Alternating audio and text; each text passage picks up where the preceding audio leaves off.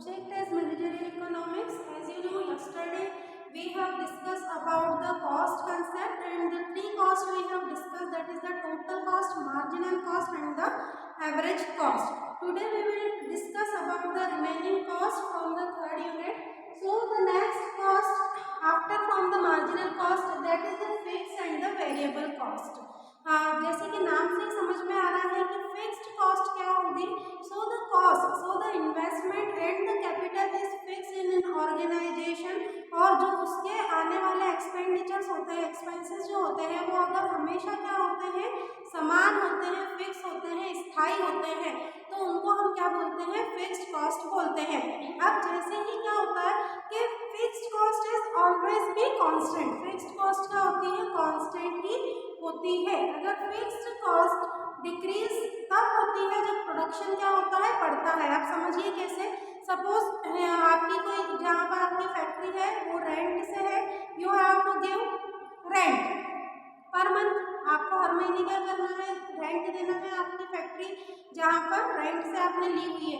तो ये जो आप फैक्ट्री के लिए रेंट दे रहे हैं, फैक्ट्री के बिहाफ पे रेंट जो आपका मनी के फॉर्म में जा रहा है, वो क्या हो गई आपकी फिक्स्ड कॉस्ट.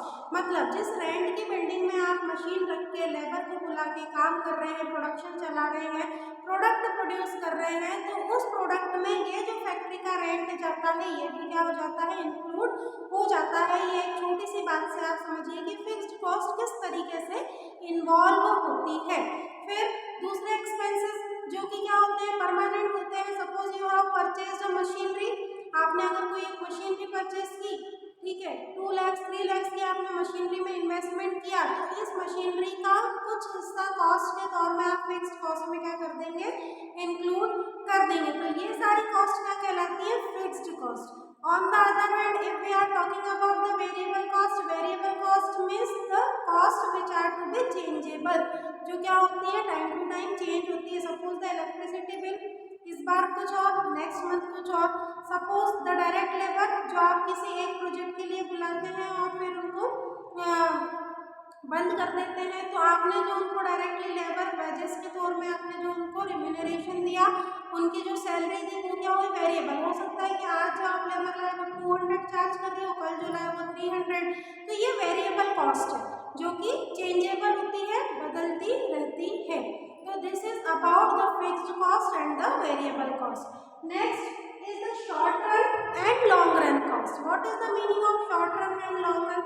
तो नाम से ही फिर से हम समझ सकते हैं कि short run which is the shortest period of time, जो कॉस्ट कुछ निश्चित समय, छोटे समय के लिए क्या होती है, किसी भी प्रोडक्ट को बनाने में लगती है, उसके अंदर इंक्लूड होती है, उसको हम कहते हैं short run cost. And long run का कॉस्ट क्या होगी, जो कि लंबे समय तक, जैसे आपने किसी भी कंपनी में आप प्रोडक्शन कर रहे हैं. और लॉन्ग रन अगर कॉस्ट की मैं बात करूं, तो जो लंबे समय तक क्या होगी कि हमने 6 मंथ के लिए या 1 ईयर के लिए जो हमने हमारे एम्प्लॉयज रखे हुए हैं, उन एम्प्लॉयज को हम एक निश्चित जो सैलरी देंगे. Long run 6 month to 1 year का पीरियड हो गया, तो उनकी जो सैलरी होगी वो लॉन्ग रन में आएगी. शॉर्ट रन कॉस्ट क्या होगी, जो कि एक काम करने के बाद क्या हो जाती है, डिमिनिश हो जाती है. आपने कोई मशीनरी रेंट पर लाए, उसका रेंट आप 50,000 देकर आ गए, आपका प्रोजेक्ट खत्म, आपका प्रोडक्शन खत्म, आपने रेंट से ली हुई मशीन वापस कर दी. तो it is come into the short run cost. Next it is about the opportunity cost and actual cost. Actual cost is also known as the outlay cost. Actual cost को हम outlay cost के नाम से भी जानते हैं. तो exam में अगर आउटले कॉस्ट के बारे में लिखने को आए, तो you have to write about the actual cost. अब हम समझते हैं अपॉर्चुनिटी कॉस्ट क्या होती है. पहले भी एक वीडियो में हम डिस्कस कर चुके हैं अपॉर्चुनिटी कॉस्ट के ऊपर, अवसर लागत के ऊपर. तो व्हेन एनी बिजनेसमैन और any production is sacrificed for produce the extra 1 unit of the different product is called the opportunity cost. जब जैसे अगर मैं बात करूं कि हमारा कोई बिजनेस चल रहा है, ठीक है, अब उस बिजनेस से हमको जो भी फायदा होता है, हम उसी बिजनेस में इन्वेस्ट नहीं करके हमने कोई छोटा सा बिजनेस सेटअप कर लिया, इसका इन्वेस्टमेंट, इस बिजनेस से हुआ प्रॉफिट हम दूसरे बिजनेस में क्या कर रहे हैं, सपोज इन्वेस्ट कर रहे हैं.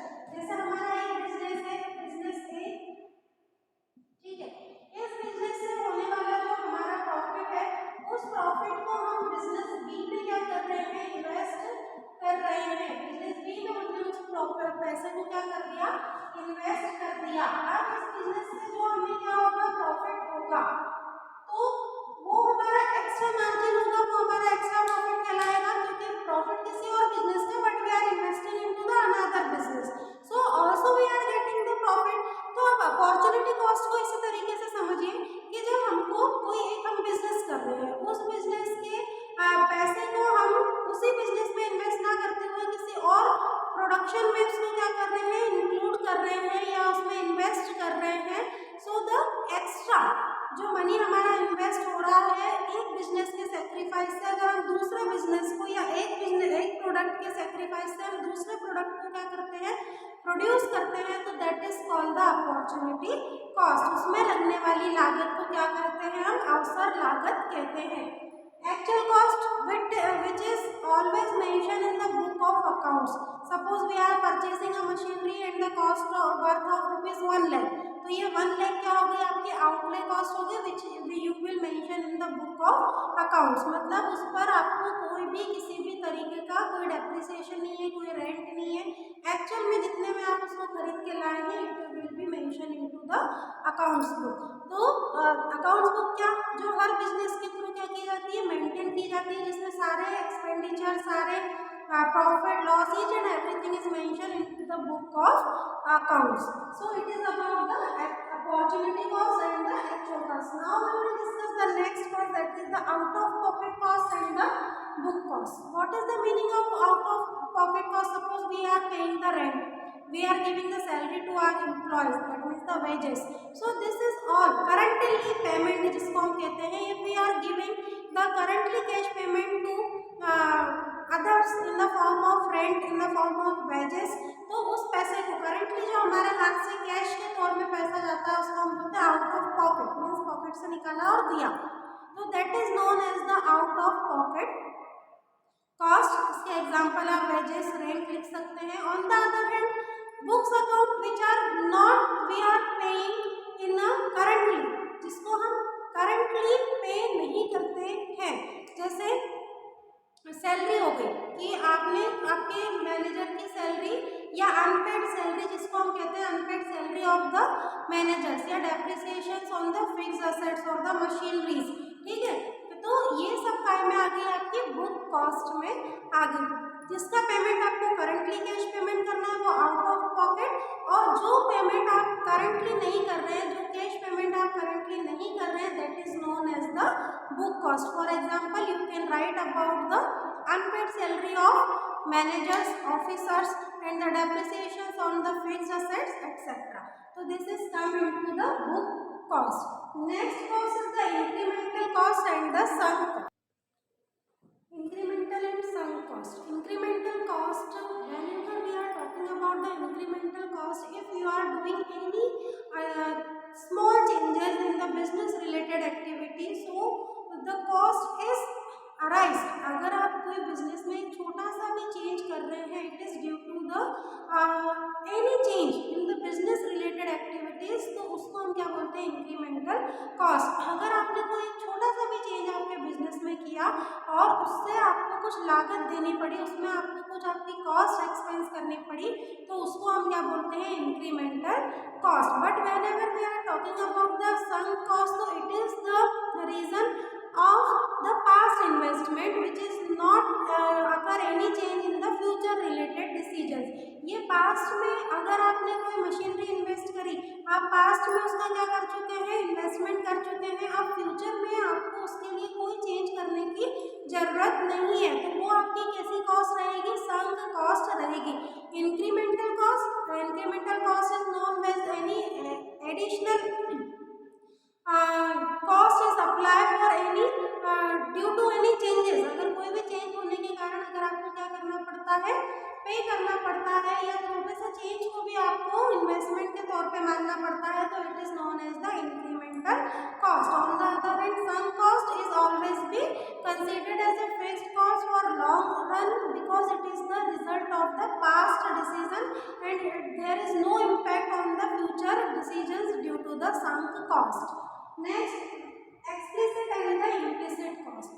Whenever we are talking about the explicit cost, that means कि if from the other side, from the outside we are hiring any machinery and currently we are giving the cash है ना to the others, so it is known as the explicit cost. बाहर से कोई machine लाया, उसका हमने rent पे किया, उसके काम करने के लिए वर्कर बुलाया, उनको वेजेस दिया, तो ये आपकी एक्सप्लिसिट कॉस्ट हो गई. whenever we are talking about the implicit cost, if the employer giving some money है ना and he is on something by his money, और तो उसका कोई भी बुक्स ऑफ अकाउंट्स में एंट्रीज नहीं होती है, बिकॉज एम्प्लॉयर हिमसेल्फ डूइंग और giving the payment to the another one. It may be the implicit rent, implicit wages.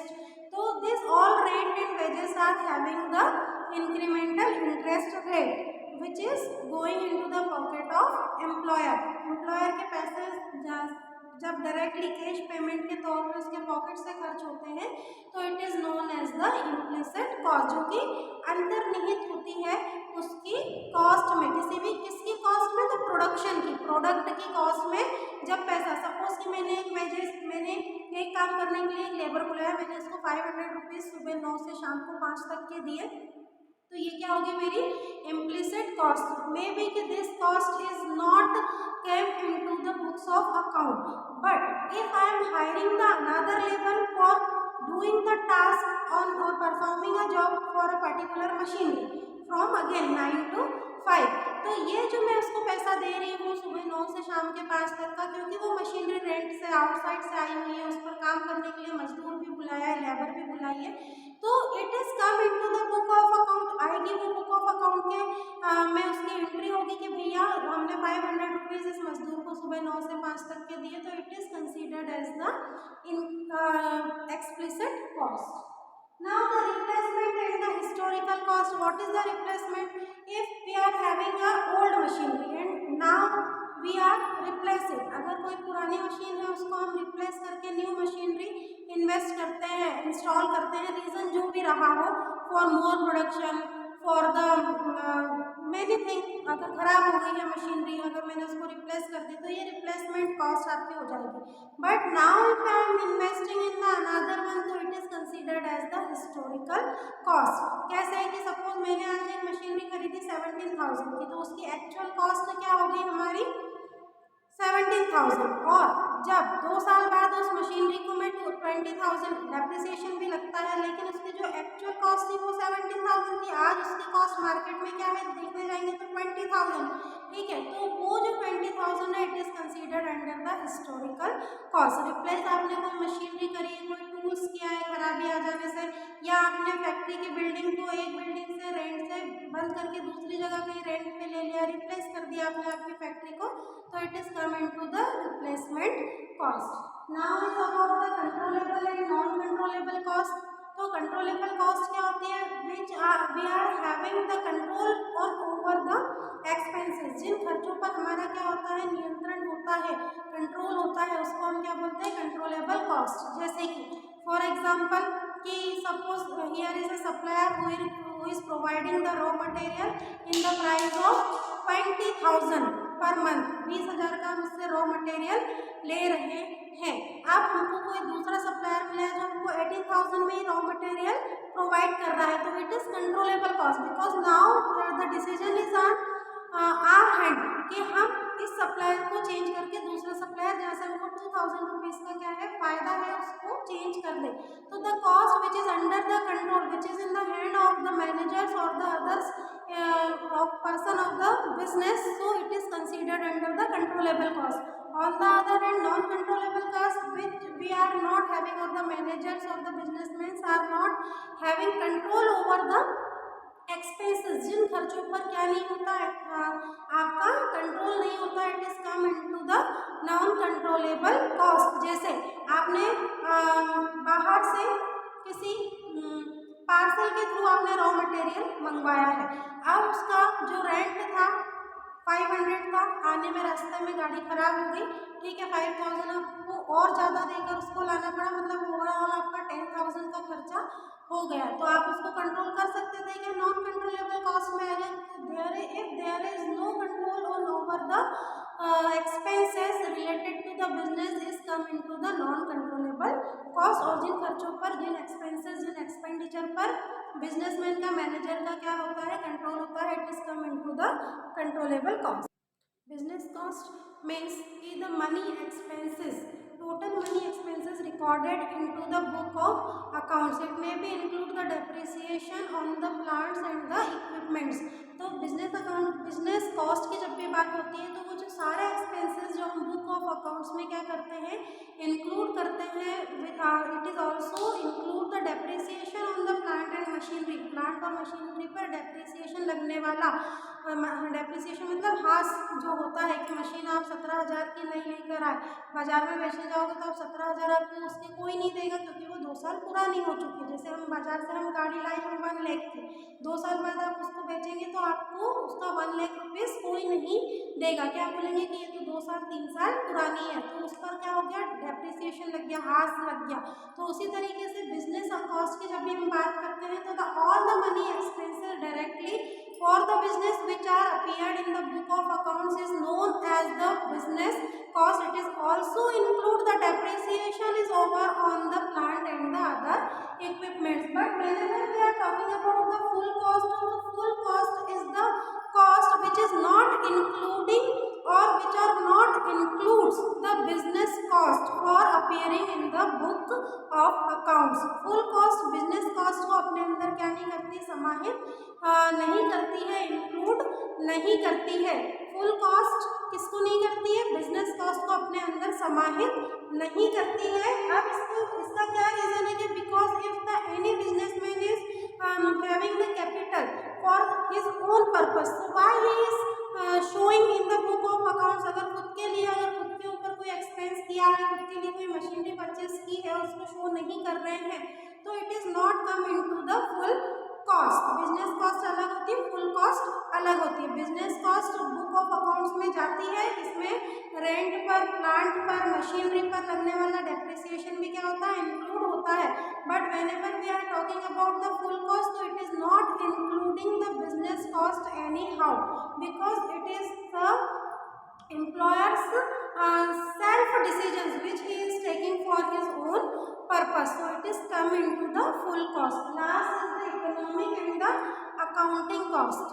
Whenever we are preparing the balance sheet for showing the profit and loss and which is helpful for the legal, financial and the tax purpose, के लिए हम क्या करते हैं, accounts जो होते हैं वो प्रिपेयर करते हैं. उसके लिए हमको अकाउंटिंग कॉस्ट जो हमारी लगती है फॉर द पर्पस ऑफ, क्या बोला मैंने, for the purpose of financial, legal and the tax purpose, which definitely we have to show in the book of accounts, जिससे हमको बैलेंस शीट बनाने में भी फायदा होता है कि कितना फायदा हुआ, कितना प्रॉफिट, कितना लॉस हुआ, सारी चीज का डेप्रिसिएशन लगा, many things come into that, किसमें, अकाउंटिंग बुक में. But whenever we are talking about the economic cost, the economic cost is considered as the historical cost also. उसको हम हिस्टोरिकल कॉस्ट में क्या करते हैं, इंक्लूड करते हैं. It is also a traditional way, it is for only the self information, self data collection, कि इसके लिए हम क्या करते हैं, इकोनॉमिक जो कॉस्ट होती है वो खुद के सेल्फ असेसमेंट के लिए कि कहाँ कितने एक्सपेंसेस हुए, किन एक्सपेंसेस को रोका जा सकता था, क्या ओवर एक्सपेंसेस हो गए हैं, तो it is considered as the economic cost. So dear students, we have discuss about the various cost concept and all this cost concept come into your examination in the form of short note. short note के तौर पर कोई भी cost concept आपसे पूछा जा सकता है, या आपसे पूछा जा सकता है कि explain any 3 cost of concept, किन्हीं भी 3 cost concept को समझाइए. तो you can write any of 3 or 4 which is come into your exam. तो ये सारे कॉस्ट कंसेप्ट के बारे में आपको अच्छे तरीके से लिखना आना चाहिए. एक मतलब अगर आप एक कॉस्ट कंसेप्ट लिख रहे हैं out of pocket and book cost ही अगर आप लिख रहे हैं, तो आपकी जो मेन एग्जाम कॉपी है उसका 1.5 हाफ पेज क्या होना चाहिए, 1 और 2 हाफ पेज उसमें आपको लिखना है, तब जाकर आपकी मार्किंग बेहतर तरीके से हो पाएगी. तो this topic is completed. In next video we will discuss about the further topics from the unit 3. Thank you.